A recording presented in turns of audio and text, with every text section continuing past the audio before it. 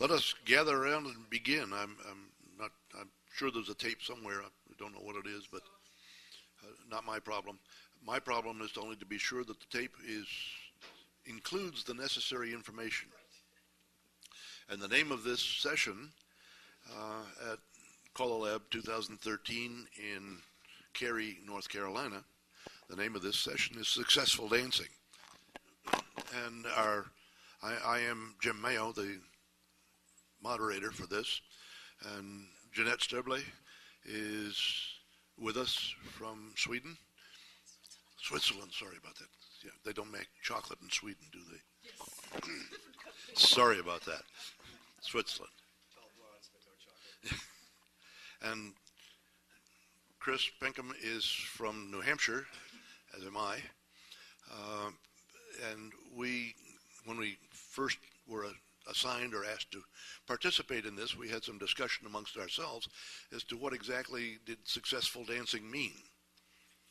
They had supplied us with a statement that we didn't really agree with, and we came away with the notion that there were two aspects to successful dancing. One of those was the way in which we moved and how smoothly we executed the actions, how accurately, and the other was the choreographic difficulty, if you will. And those are both aspects of successful dancing. Many years ago, I started with another caller a program at the New England Square Dance Convention that I thought of in those same terms, and we did an hour presentation which included dancing and illustration of how you go about dancing and what was important in courtesy and smoothness and how you styled the dance. And we created a handout for that, which we turned into a nice little trifold document, and we have copies of that here. It is exactly as it was, and I'll just read you the major headlines, saying, first of all, this is dancing. It's not a wrestling match. It has music and all those good things that make people work together comfortably. One of those aspects is courtesy. Another is timing, and that can be technical or emotional. There are accepted styles, ways that make us do things in the same way. And an important part of it is consideration for the other people in your square, because it isn't a solo activity. Another important piece of that is accuracy, that when we do the action, we should do it correctly and accurately. And then the final line was dance with pride. And we'll have these up here for those that want them for handouts. But to talk about one aspect of that, we'll let Mr. Chris Pinkham take over. Why don't you take this one if we need to go out with that? Very good. All right. I'm used to having my microphone hung from my head. For 20 years, that's what I've done. That's okay. I have it in the room. I could have brought it, but it's not necessary. Well, good afternoon. Oh, Dave, how you doing, man? All right. So what I wanted to talk about today is, you know, as callers, we have hundreds and hundreds of details that we have to remember on a daily basis, and how do we get those details across to our dancers? And I did some interviewing. I talked to people that had way more experience than I. And in talking to these folks, I did find that there's a serious wealth of information available both from CALLERLAB and from our experienced callers, folks that have way more experience than me. It was a great idea to work on. It became a learning experience, and I was reminded of a lot of things that I had forgotten over the years. My bare 21 years doing this, it's not that much at this point. But the following, what I'm going to talk about very quickly are just some things that I came up with after interviewing callers and thinking about what I had looked at over the seasons. And first of all, when it comes to dancing on the floor, one thing that I'm a big fiend over is the idea of counter dancing. And how many times have you been on the floor with either new people or experienced dancers, and you go for an Alaman left and it's like shaking hands with a dead fish? I really like the idea of counter dancing, so I always encourage my new dancers to put some weight behind an arm turn, make it feel like there's actually another person at the other end of that arm. And I really think that counter dancing has been an important part of what I try to get across to new dancers as well as experienced dancers. Now, my wife and I are big fans of going out to class-level dances, and that's a great way to gather empirical data as to whether people are actually learning how to counterbalance and counter-dance with other dancers. And in the past, there have been situations where I've run across a new dancer that hands me a very limp arm, and at the end of the tip, I will make a point of saying, come on over here for a minute, and let's talk about how to weight your weight behind someone else and actually make it feel like there's a human being on the other end of that hand. So for me, the idea of counter dancing has become very important. And having talked to those people and going back and checking with them later, you find that message got through to them, and they like the idea of actually putting something behind an arm turn, something behind a swing, and making it feel like there's another person that is concerned about dancing with you. So consider the concept of counter dancing. As a dancing caller, time on the floor becomes a place for me to start forming those better habits. And by dancing with my new students, it gives me a good feel as to how they're doing. And if I can encourage them to consider the concepts of counter dancing, then they become better dancers. The other thing that I'd like to talk about very quickly is checking back with these people from time to time and see how they're doing. And one woman in mind stands out very easily as someone that I had given some correction to, not corrections so much as suggestions. And when I find her as my corner from now on, I plant an arm, she plants an arm, and it's a very successful example of how just a minor suggestion of good counter-dancing techniques can help another dancer. So dancing with your students is a more effective way of gathering that data, finding out if they can come up with that good balance and dancing, arm turns, alemans, etc.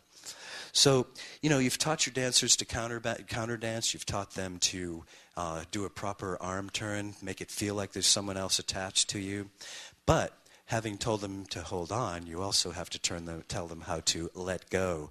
How many times have you seen a dancer hold on just a little too long, spin a new dancer around in the wrong direction, and before you know it, they're off on another plane, not where we are, but somewhere where they want to be. So I always say, make sure that your handholds are precise, counterbalance the other dancer, but know when to let go. And you can always tell when people are having problems with that because you have that deer in the headlight look. They're trying to figure out which way they're supposed to go. So you've taught them counter dancing. You've taught them how to what was I looking for? You've taught them how to let go. And also when it comes to teaching new dancers, I always like to teach them to count when we're teaching things like square throughs, 8 chains, cast-offs and whatnot. And they don't have to count out loud. They don't have to make a lot of noise. But I always encourage people to count. And one of the ways that we've done that in the past is I take a roll of duct tape, or actually a masking tape, and put a cross on the floor when I'm teaching cast-offs, and work with couples individually and teach them that to cast off, it's not the wall they start here, it's their next wall to start the number 1 count. So I like the idea of teaching people how to count, and that allows them to get a better feel for the quadrant that they're in and how they should handle counting. From counting, we like to also encourage precision. I always tell folks that there are no 37.5-degree turns on a square dance floor. We always work in quadrants. Turns have to be crisp. So we always like to encourage precision, lining up with the walls if possible, counting out those handholds and counting out those square throughs if necessary. So I always like to encourage precision. Without hounding my dancers, it's very simple to set up a training session with a quadrant masked on the floor and teach them how to count through in a cast-off, teach them how to swing half and half in a swing through. So precision is always important for me. I am not out of an engineering background or anything, but I do appreciate precision on the floor. And when you're lost, a compass does not help. You want to think about if a person gets lost on the floor, we don't want to encourage them to start spinning like a top looking for a direction. I like to have people just stop, take a breath, look for that missing spot on the floor and move from there. And hopefully they'll be guided into a position by a dancer that isn't rough, someone that can say, here's where you belong, move them gently into a position, and hopefully that precision will take place after a while. Pardon me. The other issue that I like to look at is, and I call this the swing is dead, long live the swing. As you can tell from dancing on a modern square dance floor, their swing is long gone from our activity. Occasionally I will run across a woman who likes to tip her head back, look you in the eye, and give you a great swing, and there's nothing better on a dance floor. We have lost the swing, and that's part of our precision problems as well. When you go to a contra dance nowadays, the swing is encouraged, and let me say the swing is mandatory. Eye contact is mandatory. We always want to look people in the eye when we swing. So I do encourage our new dancers to swing. We have swing fun shops in our activity or in our group. I encourage the swing as often as possible. I usually pick out the best swinger in the group, not socially, but physically as a dancer, and she will help us demonstrate a good, solid swing with eye contact. Having said that, you send your new dancers out to a dance and nobody swings, and they come back and say, nobody's swinging, what do we do? Well, you swing when you can, and you encourage other people to swing when possible, and that seems to work. That being said, there are some older dancers, and I have a 94-year-old great-grandmother in my group, and she comes every week, but she does not swing. I am a former certified trainer and balance coach, and we know that some folks do have balance issues, and a swing is a great way to knock somebody off their balance. So what we've taught our dancers to do is when she is dancing with them, to count out the swing, 2, 3, 4, and then promenade. So you need to know when to swing, you need to know when not to swing, and I always encourage people to take a look at the floor, see who they're going to be dancing with, and some people have that little flag that says, please don't swing, but when you're dancing with an older person and there are balance issues at stake, then be careful with that. That's how I like to approach that. When I teach dancers about broken sets, I know there's a formula, take this person, go here, take that person, go there, and make lines. But what I really like to do is, in a patter situation, I have tried to teach my dancers to take a partner, make lines, and move when the caller says everyone forward and back. You know, it is up to the caller to be observant enough and caring enough to notice that there's a set over there that has facing lines. They're getting ready to form up and be ready to move dancing. But, you know, that what it comes down to is we're not encouraging our dancers to fix our squares as quickly as they can. So I look at this situation and say, teach the broken set formula. We're in a patter call, make lines. If we're in a singing call and the square breaks down, boys, take any girl and go home. Not home on the range, but home on the floor. So we want to make sure that happens too. So I do a couple of sessions and constantly remind people if they do break down, make lines or take a gal and go home. Let me see, where am I headed here? Teaching dancers about broken sets, singing calls, good on that. There's only one caller on the floor at a time. A lot of times I look out and I have people teaching dancers how to do something on the floor, and I will ask them afterwards not to do that. If we want to work out a little problem in between teaching tips, then we can do that. It's very easy to do that as well. But I try to encourage my experienced dancers not to teach on the floor, not to interrupt, and to let the caller be the instructor. The other thing is that fun is fun, but courtesy on the floor still trumps. We like to say, never pass by a square if there's a spot available. Be friendly and dance with everyone. If it's an emergency, then you can leave your square, but otherwise stay where you are for the time being. Thank everybody, including the caller at the end of the night. Offer to carry the caller's equipment home for him, or to the car at least. Arrive early, stay a little late, and let your guests go first.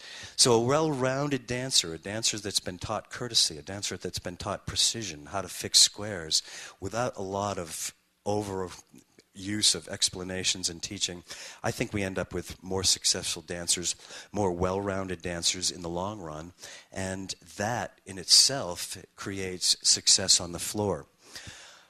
In 1997, some of the CALLERLAB sessions dealt with teaching. Mike, we lost him a few years ago.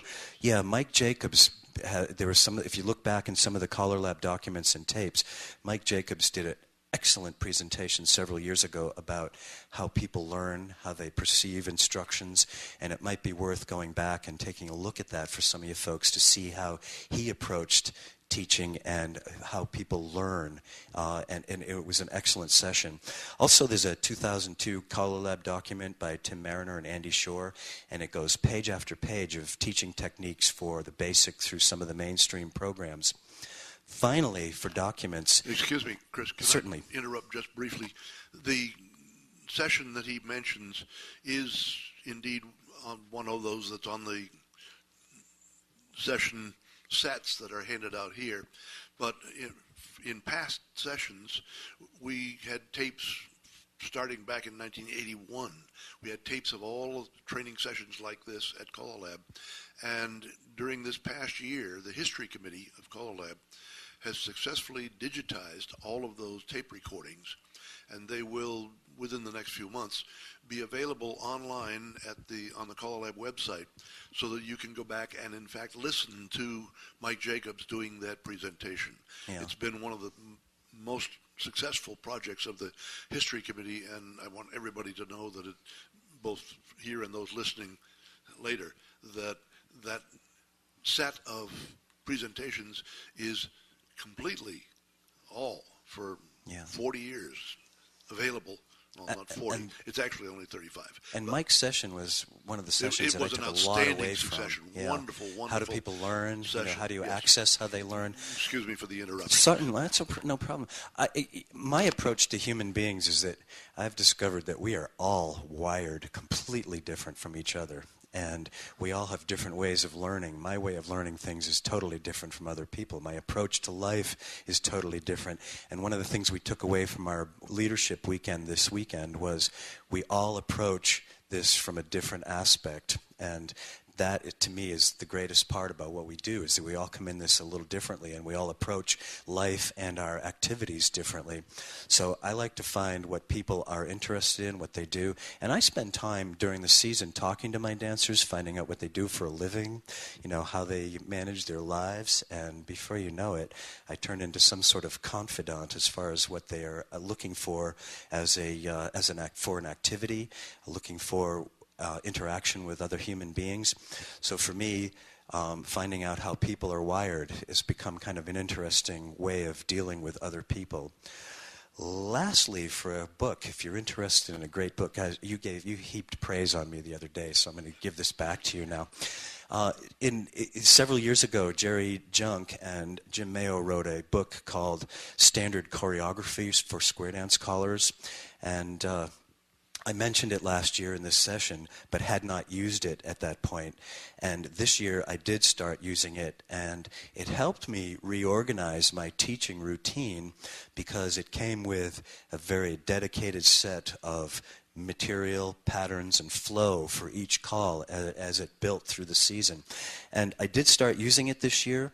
It's helped me keep it's helped me keep well organized. It's given me a pattern that I can follow. And the only time I really break from that pattern, literally, is when we have new dancers come back from a dance and they've had this call down the list, or that call further down the list, or a scoot back at a class dance.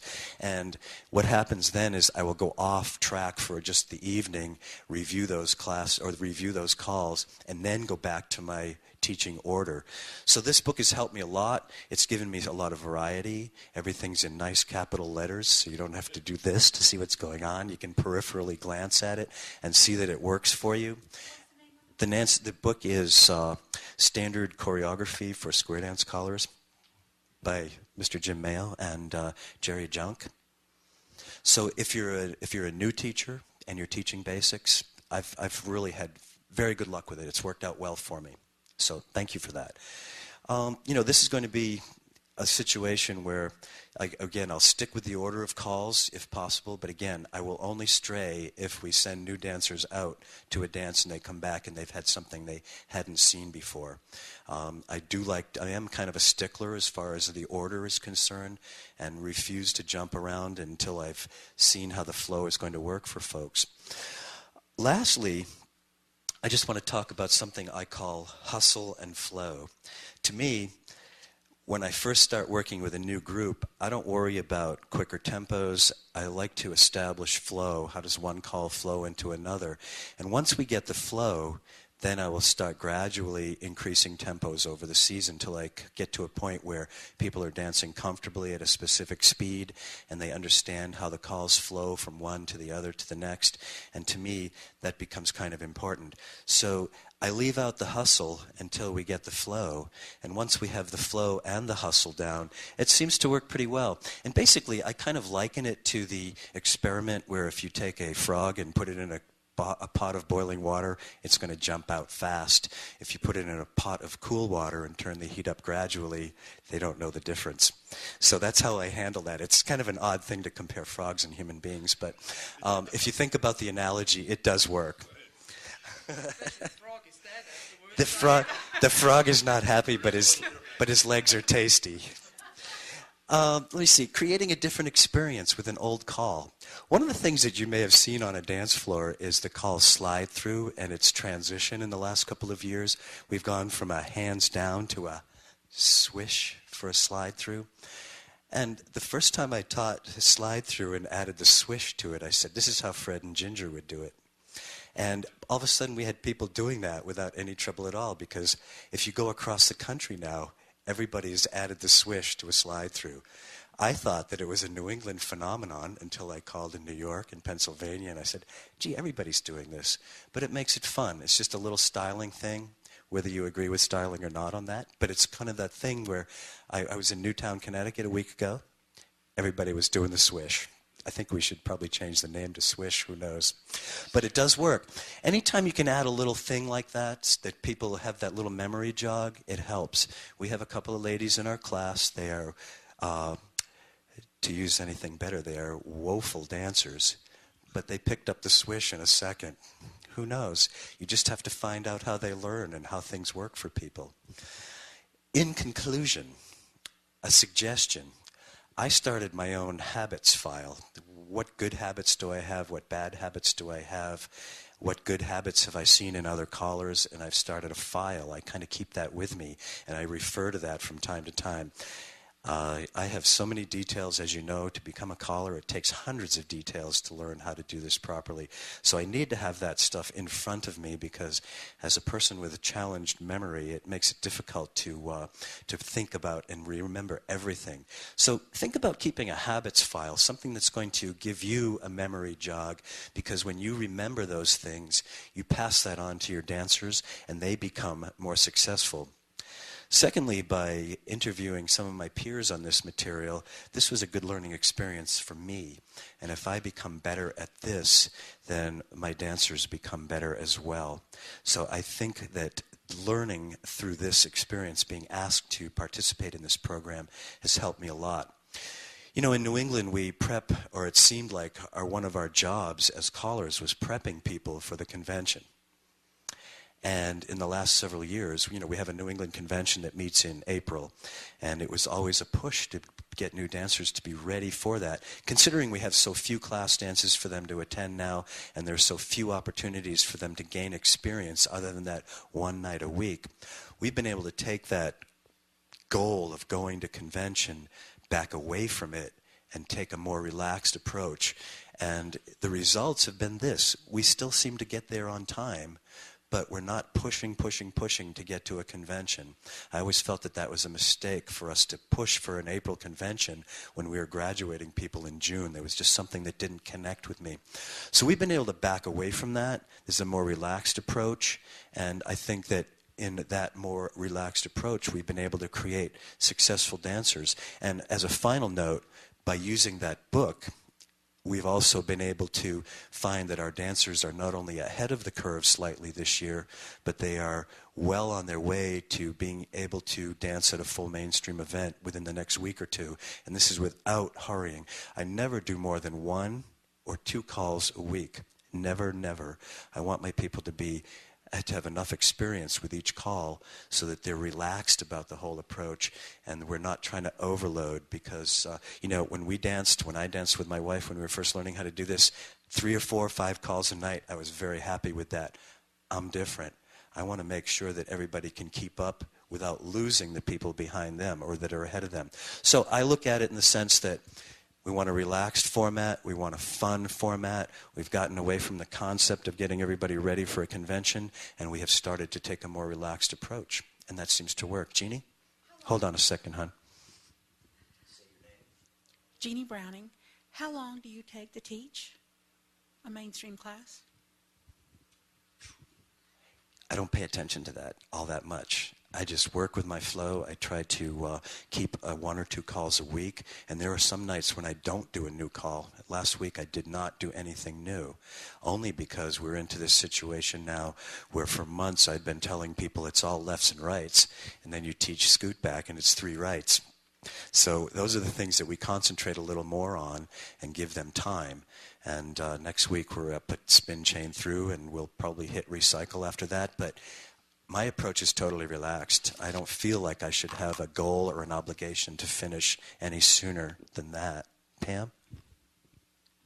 Pam Clasper, Toronto. I can absolutely reiterate what Chris is saying. If you are, setting a goal, the dancers have to be finished by this, they put pressure on.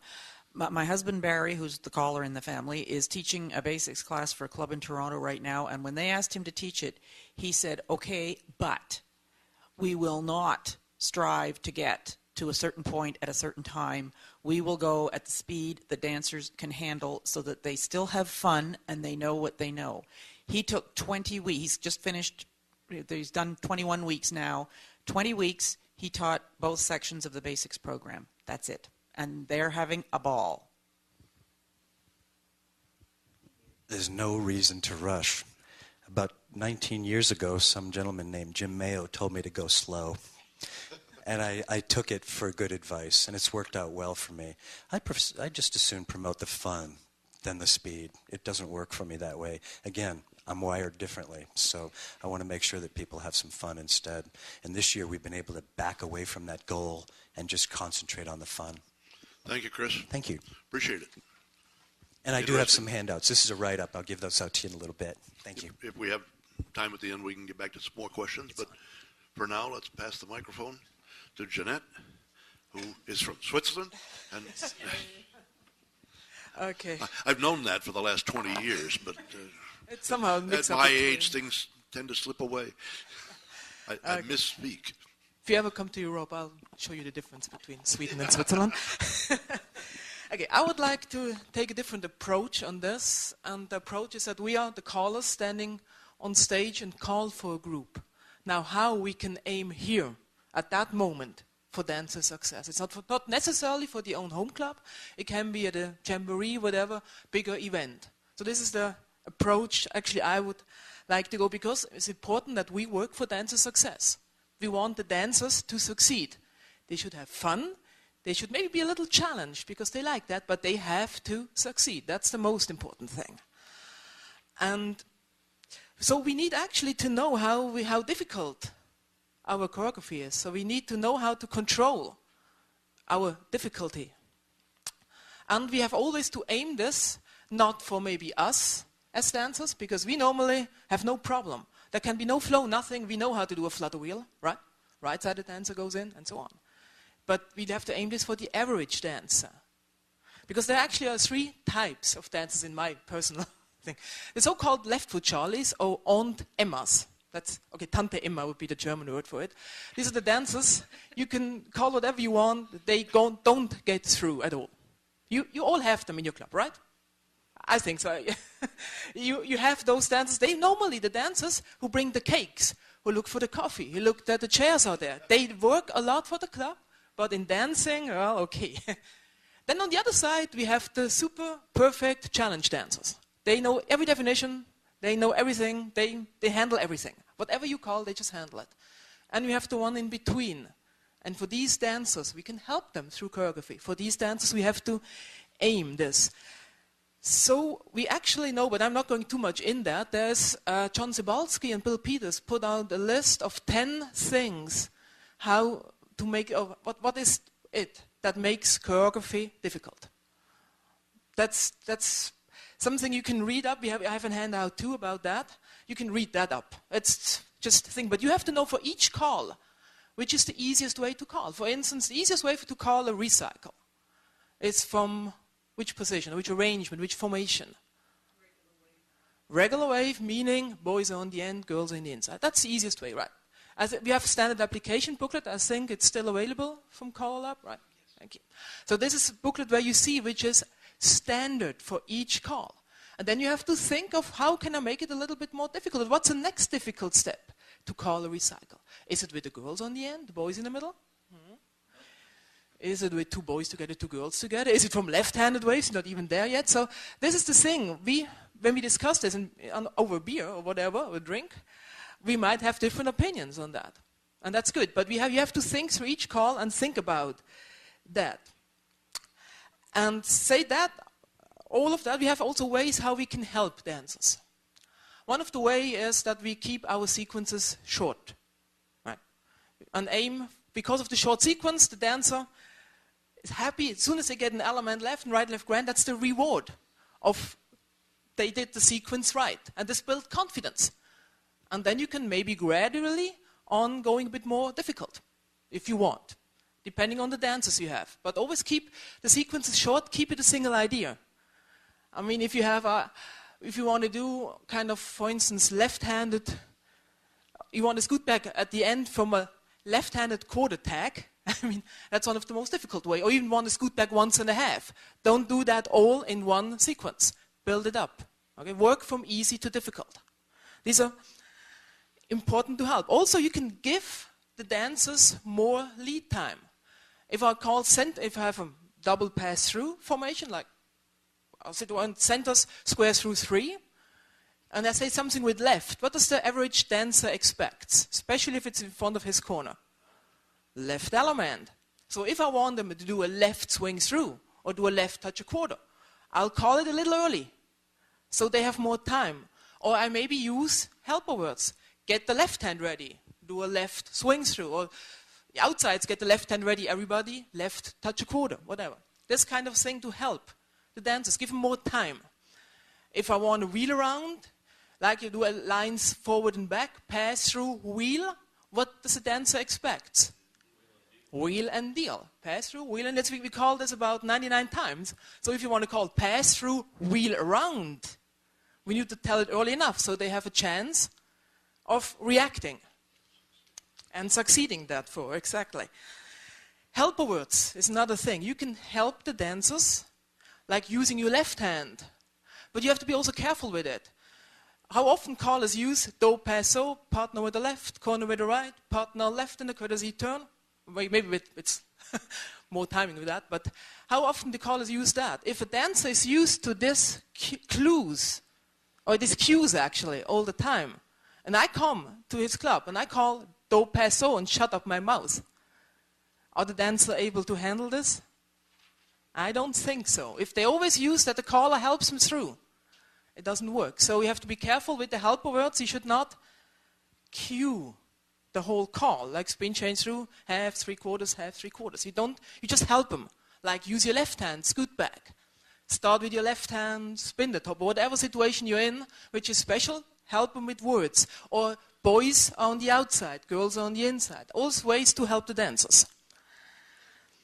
This kind of thing. Now it's another way. What is for the dancer if I'll ask, come Dave, come with me, Simon. If I'll do a pass the ocean, I do a partner trade from here. I'm female, he's male. It's the easiest way doing this way, right? So for him, this position on the left side, it's easy. For me as a woman, the position on the right side is easy. So if I want to teach partner trade or use partner trade with different ways to help him through, I would put two men together. So for him, it's the normal way to do the partner trade, and for me, it's not so normal, but because he knows what to do, I can handle it. Thank you. Just involve everybody. Okay, now, so putting two boys together, two girls together, working with arrangements helps. If I do pass the ocean, that's the way I'll teach it in class, normally the standard position first, so they know that by heart. But if I go ahead and want to introduce other arrangements, I'll start doing it that I have boys together and girls together. Because I know always one boy knows exactly where he has to go. Because on this side, if I'm the boy, I know past the ocean, I'm on the end. The other boy will struggle, but because the other one is sure. Both men will dance it successfully. Same goes for the girls. You know. And I think this is a good way of helping dancers through a bit more difficult or challenging choreography. So the dancers succeed on it. If I would put them in a half sachet position, they would end it in kind of left-hand waist, so the boys end on the end position, because they're used to that. So it's easy to have boys together and girls together first. One way of helping. And one other big way of helping is with body flow. Paul Bristow, a long time ago, I had heard this word from him. He used the word encouraging flow. Think of a Dixie style. You know, Dixie style, if I have lines, line stands forward, up and back. I'm not a girl position, Dixie style. I have really to make a decision that I'm the one to go. I need the flow to have the right hand ready, pull by, and do a left touch a quarter. If I do the same thing out of a courtesy turn, I'm now the lady again here, courtesy turn, the flow is already given, you know. I can just pull by, do a left touch a quarter without much problem. So this we can use for our advantage. Okay? We can help a dancer who is not sure on Dixie style. We can help with using good flow. We have other ways. If we have, for instance, now it goes a bit in the technical part, if we have a left-handed two-face line, no, the centers holding left hands, and with the end dance again, I do a bend the line. It's exactly the same, right? Bend the line, Dixie style. It's the same flow, a bit shorter than a courtesy turn, but the same flow helping the dancers in. And then we can start introducing other arrangements with that. If I bring them in a two-face line with the boys on the end, and then do bend the line, I'll lead the boy into the Dixie style. Same goes for all other flow calls. What are flow calls? We have flutter wheel, we have reverse flutter wheel, we have wheel around, we have facing walk and dodge. All these calls, we can help the dancers with good flow. It's like if you can dance lead left, I can say heads lead left, but how big is the success rate? Instead of using heads right and left through and heads lead left. Huh? These are ways I think we need to know and use to help the dancers. So they succeed through our choreography. Yeah, I think that's from my part. Is there any just question to the choreography? Comments? Add-ons? Ben, go. Pam Clasper from Toronto. I've got just sort of a couple of other suggestions for dancer success. One flows on Chris's, for one of his very first points, which was make sure that you know some counter dancing, I think you called it. Make sure you know that there's somebody there to balance. But it's also a fine line. You don't want that death grip either. And, I mean, yes, I hate nothing more than getting this limp fish when I put a hand out, but I want my hand back. So letting go is key, and it belongs to me, and I also don't want it squished when I get it back. I want it in one piece, not multiple pieces.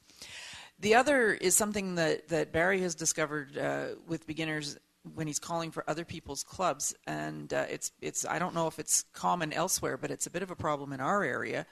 The squares are getting huge.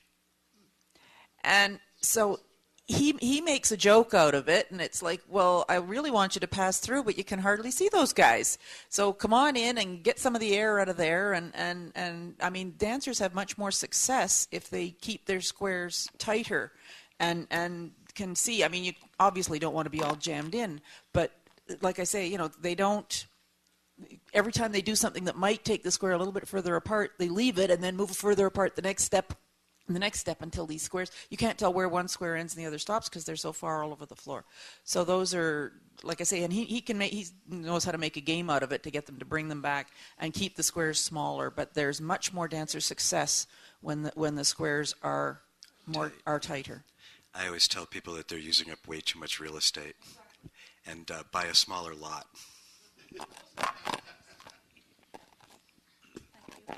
Jeannie Browning, you had mentioned keep the sequences short. What is short to you? Times ago when we still had records, we said that we should resolve at least 5-6 times through a record. So Another way of looking at that is that's about the length of a singing call sequence, because in a single record you'll have normally 7 sequences, 7 choruses, and that's a way of judging. I agree that it's a good idea to put about the same amount of sequence length into the patter that you do into the singing calls. and Yeah, essentially keep each sequence to 64 beats. And I think it's also important to keep it one single idea, especially if you want to work with the do something with the dancers. Keep one single idea. Yeah, for instance, if I want to do, for instance, I've used Scoot Back as a theme, right? See, I want to use Scoot Back and work with kind of let the dancers experience that. So I maybe start the first sequence just to the standard version of having like an ocean wave, boys facing in, scoot back, girls scoot back, then resolve. Then I go to the next one, having them in ocean waves. Normal ocean waves with mixed sex facing in. Scoot back, resolve. Then I might go, depending on the group, to the left-hand version of it, or maybe not, and resolve.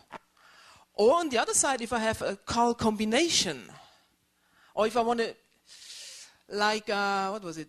I had a combination once, Dixie style to a wave, centers kind of slide nose to nose, and then have a cast of 3/4. It works. Dixie style, boys come in, slide nose to nose, and cast of 3/4, which is actually 3 ideas. Actually 3 calls. Each of them is a single idea. First of all, I have to be sure they know Dixie style. Then I need to be sure they know the cast of 3/4 from 2-phase line, this is the ending.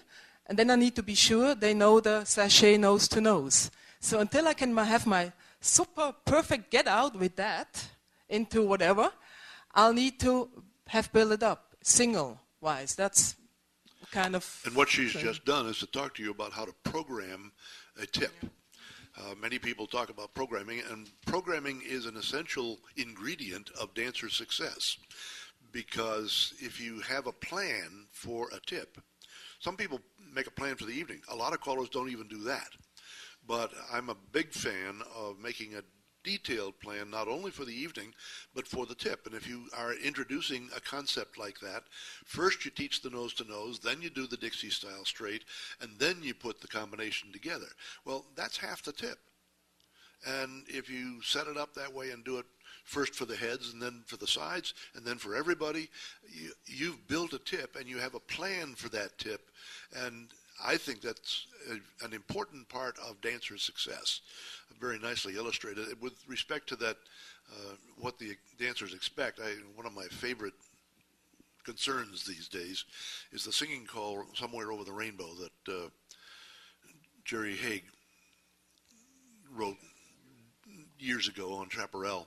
And he wrote a magnificent figure for it, which is absolutely unsuccessful. The figure sets up a tag the line, face right, with boys in the middle of the line. At that point, boys trade, girls run, or all 8 circulate. Well, the girls are running from the end of the line into the center. They will never make it, ever. And I've decided this is one of those places where the walkthrough is worth it. And one of the interesting things I find is dancers come up afterwards and thank me for the walkthrough. I make a big deal of the fact that this is an unusual thing, and so let's experience it. I don't walk the whole sequence. I just set up that particular piece and walk them through that. But it makes what I think is one of the greatest singing calls ever accessible for more dancers. I don't see any reason at all why we should have run away from walkthroughs. The dancers don't object, and particularly in decades ago, we walked through the entire dance because we didn't have any idea how to do otherwise. We did not know how to set up just the piece of it that was difficult. So we walked them through the entire singing call figure, and then we called it 4 times in a row the same way. Somewhere down the line, somebody discovered that you could change the figure in a singing call while you were calling it. I think that's one of the biggest disasters that ever happened to modern square dancing, because it took away the dance experience that was the singing call that made it different from the patter part. interesting thing about modern square dance patter is we changed the choreography. But when we decided we had to do that to the singing call too, we gave away the dance feel of an important piece of the dance feel of our activity. I think it was a mistake. That does remind me, and again, 19 years ago or so, you said walkthrough if there's a question. And I use the walkthrough all the time, especially with new dancers. If we're coming up to a singing call as practice for the evening, and it's something with a touch of a little bit of an unusual situation, I walk through. I was in Newtown 2 weeks ago, and we walked through figures for experienced dancers. And I am not a complicated caller at all, not even close to it. But there were things that we walked through, and walk through establishes some success. It establishes a routine that people appreciate, and I think that makes a huge difference as well. Hold on for a second, Bob. I'm coming down to you. Bob Elling. I like to point out. Where are you from, Bob? Oh, I'm from home. Oh, San Leandro, California. Okay. Anyway, this thing about the same figure and the walkthrough, I'm religious about that now. When I learned to dance, as you said, everything was done. But the point that we're missing there, and I see this, that was also one of the greatest teaching aids that we had. Because now it was predictable what you were going to do. And you don't learn the call that way, but you polish it. You own it when you do it in the singing call and it becomes repetitious. I consider that very important. So in my classes, the same figure 4 times all the time. Particularly in a class. Yes. Thanks, Bob. Pam Clasper. I think the walkthrough is a fabulous idea, but also during the patter, you've often, as Jeannette says, you're working up to an idea, you're kind of workshopping, so the dancers are thinking and concentrating. The singing call's their reward. They want to kick back and dance, as Jim says. You got the dance feel, but they don't want to have to be thinking as much, particularly when you get an old favorite, Rockin' in Rosalie's Boat or whatever. I mean, something they know and love. To them, that's a reward, and they want to just let back and enjoy it and dance with it. Thanks. It's interesting. Yeah, Jenny. Jenny Reese from Pennsylvania. I always try, whenever I'm teaching something new to the dancer, to have that in the singing call, because after they've learned it and then they do it 4 times again, they really have learned it. So I always have something simple that uses the call, whatever I'm teaching and a lot depends on, who you're working with too. I agree that 4 times through a singing call, right, particularly in class, but I do it these days. I've given up changing singing calls. I routinely use 4 times through the same, or essentially almost the same. I may put a small modification on the final allemande or something, but basically my singing call is the same figure 4 times through. And I've never had even the first hint of negative feedback from that. I just think I like to change the singing call a little. Have the theme 4 times through, but do the ending a little different.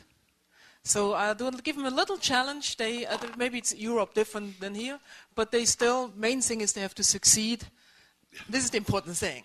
But I like to challenge them maybe have a little fun in there with changing maybe the ending of the theme. We all agree that non-success in a singing call is a mistake. Yeah. They should succeed all the way through the singing call, the whole floor. Do you know how rare that is? I admit to changing figures in a singing call, but that being said, I keep a chart that has an A side and a B side. I have probably 20 A starts and 20 B finishes, and I can take an A start and use a B finish, or I can take an A start and come down that list, and my dancers know that that's going to happen. In my own classes, I've taught people not to anticipate, and that's one of the reasons why I do that. But for me, Again, the way I'm wired, I like to see a little change up from time to time. I don't always do it, but I will do it from time to time. But I only take it from my A chart and my B chart if I'm going to be doing something like that, because it allows me to have a consistent beginning or a consistent end with the same results. So I admit to being guilty. This is like AA. Everybody does that from time to time, maybe. So you don't put in different A's. Oh, You just use the same A 4 times. Say it again. Say it again. I just want to make sure I was understanding. You use the same A, and you use different B's. Thank you. It gives me a whole night of dancing that way, too, from combinations. Very good. I think we've had a successful session, and one more comment. Go. Wait, we want it all on the tape. It won't be on the tape. Okay, I wanted to go back to something that you said earlier about the big squares and trying to make them small. Years ago, I stumbled on a thing that has worked well for me. Use it to this day. I introduced the phrase, "Big squares make big mistakes." And nobody likes to make a big mistake. And I just drop it in once in a while, and you see the whole floor condense back in the shape. The other thing is about making mistakes, and you said forming the lines and going through that whole thing. I'm very popular in our area because I do this little thing, and to teach them to mention it is not well enough. You got to learn it and let it set in. So what I explain what we have to do when a square breaks down, and I say, I'm going to call a tip, and I'm going to interrupt it all the time, and I'm going to say breakdown. When I say breakdown, you got to make a line, and you only have 4 beats to do it. And I do it, and it's a game, and they love it, and then they never forget it. So that's a little thing. If you like it, I have great success with it. Good gimmick. Thank you much. Alrighty, we hope you've had a good time and found some interesting thoughts. If you have any further questions, come on up and see us individually. But cheers. Thanks for coming to the convention.